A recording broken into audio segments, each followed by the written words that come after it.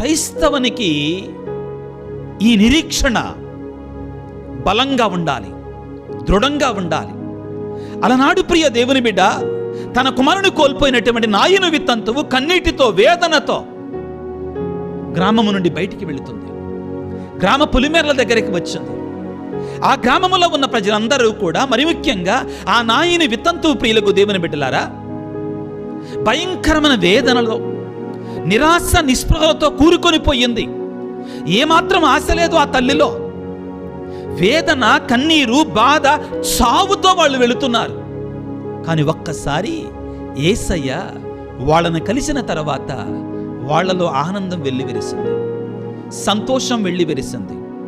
యేసు ప్రభు వాళ్ళని కలుసుకున్న తర్వాత, యేసు ప్రభు వాళ్ళ దగ్గరకు వచ్చిన తర్వాత, అప్పటి వరకు కన్నీరు కారుస్తున్న వారు, అప్పటి వరకు మరణఛాయలతో ఉన్నటువంటి వారు, అప్పటి వరకు వేదనతో ఉన్నటువంటి వారు, అప్పటి వరకు నిరాశతో ఉన్నటువంటి వారు ఒక్కసారిగా ఆనందంతో మునిగిపోయారు, ఒక్కసారిగా ఆశ్చర్యంతో మునిగిపోయారు, ఒక్కసారిగా పరమానందంతో నింపబడ్డారు.